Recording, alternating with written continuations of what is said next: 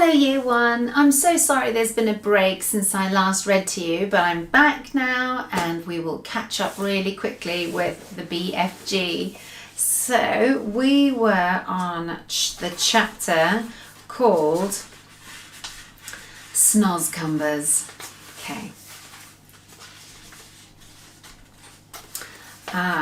So just a quick reminder, the BFG is about to tell Sophie what he eats because he has said he does not eat people. But if you don't eat people like all the others, Sophie said, then what do you live on? That is a squelching, tricky problem around here, the BFG answered. In this slosh-flunking giant country, Happy eats little pineapples and pigwinkles is simply not growing. Nothing is growing except for one extremely icky poo vegetable. It's called the snozcumber. The snozcumber, cried Sophie. There's no such thing. The BFG looked at Sophie and smiled, showing about 20 of his square white teeth. Yesterday, he said, we was not believing in giants, was we? Today, we is not believing in snozcumbers. Just because we happen not to have actually seen something with our own two little winkles, we think it is not existing. What about, for instance, the great squizzly scotchhopper? I beg your pardon, Sophie cried. And the humble crimp? What's that? Sophie asked. And the rat rascal? The what? Sophie said. And the crumpscoddle?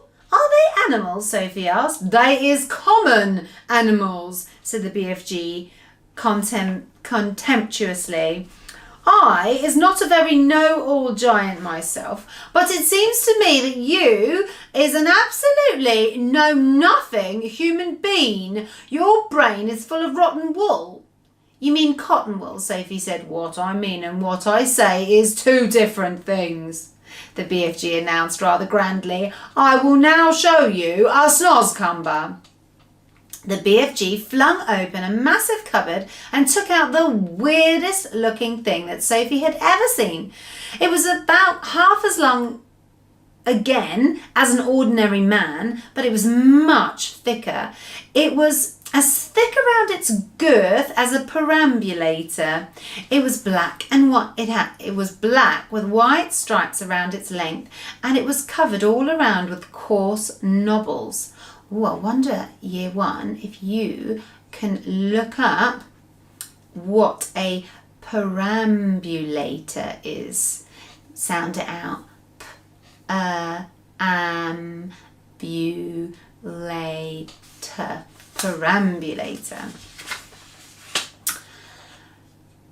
Here is the repulsant snozcumber, cried the BFG, waving it about. I squoggle it, I mispise it, I dispunge it. But because I is refusing to gobble up human beings like the other giants, I must spend my life guzzling up icky poo snozcumbers instead. If I don't, I will be nothing but skin and bones. You mean... Oh, sorry. If I don't, I will be nothing but skin and groans. You mean skin and bones, Sophie said. I know it is bones, the BFG said, but please understand that I cannot be helping it if I sometimes is saying things a little squiggly. I is trying my very best all the time. The big friendly giant looked suddenly so forlorn that Sophie was quite upset. Oh, I'm sorry, she said. I didn't mean to be rude. There never was any schools to teach me talking in giant country, the BFG said sadly. But couldn't your mother have taught you? Sophie asked. My mother? Cried the BFG. Giants don't have mothers. Surely you is knowing that?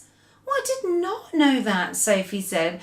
Who ever heard of a woman giant? Shouted the BFG, waving the snozcumber around his head like a lasso. There never was a woman giant, and there never will be one. Giants is all men. Sophie felt herself getting a little muddled. Well, in that case, she said, how were you born? Giants isn't born, the BFG answered. Giants appears, and that's all there is to it. They simply appears, the same way as the sun and the stars. Well, when did you appear? Sophie asked. Now, how on earth could I be knowing a thing like that? Said the BFG. It was so long ago I couldn't count. You mean you don't even know how old you are? No giant is knowing that, the BFG said. All I is knowing about myself is that I is very old, very, very old and crumply, perhaps as old as the earth. Well, what happens when a giant dies? Sophie asked. Giants is never dying, the BFG answered. Sometimes and quite suddenly a giant is disappearing and nobody's ever knowing where he goes, but mostly us giants is simply going on and on like whiffsy time twiddlers. The BFG was still holding the awesome Snozcumber in his right hand, and now he put one end into his mouth and bit off a huge hunk of it. He started crunching it up, and the noise he made was like the crunching of lumps of ice. It's filthing, he spluttered, speaking with his mouth full and spraying large pieces of Snozcumber like bullets in Sophie's direction. Sophie hopped around on the table, ducking out of the way. Oh, it's disgusterous, the BFG gurgled. It's sickable. It's rotsome. It's maggot-wise. Try it yourself, this foulsome Snozcumber. No, thank you, Sophie said, backing away. It's all you're going to be guzzling around here from now on, so you might as well get used to it, said the BFG. Go on, you snipsy little winkle. Have a go. Sophie took a small nibble. Oh, she spluttered. Oh, no. Oh, gosh. Oh, help. She spat it out quickly. Oh, it tastes of frog skins and rotten fish. Worse than that, cried the BFG, roaring with laughter. To me, it is tasting of cockroaches and slime wanglers. Oh, no, do we really have to eat it? Sophie said. Well, you do, unless you is wanting to become so thin you'll be disappearing into a thick ear. Into thin air, Sophie said. A thick ear is something quite different. Once again that sad, winsome look came into the BFG's eyes. Words, he said, is such a twitch-tickling problem to me all my life. So you must simply try to be patient and stop squibbling. As I am telling you before, I know exactly what words I am wanting to say, but somehow or other they is always getting squiddled around. Well, that happens to everyone, Sophie said. Not like it happens to me, the BFG said. I is speaking the most terrible Wiglish. I think you speak beautifully, Sophie said. You do? Cried the BFG, suddenly brightening. You really do? Simply beautifully, Sophie repeated. Well, that is the nicest present anyone has ever given me in my whole life, cried the BFG. Are you sure you is not twiddling my leg? Of course not, Sophie said. I just love the way you talk. Oh, how wondercrump, cried the BFG, still beaming. How whoopsie splunkers. How absolutely squiffling. I is all of a stutter. Listen, Sophie said, we don't have to eat Snozcumbers. In the fields around our village there are all sorts of lovely vegetables like cauliflowers and carrots. Why don't you get some of those next time you go visiting? The BFG raised his great head proudly in the air. I is a very honourable giant, he said. I would rather be chewing up rotsome Snozcumbers than snitching things from other people.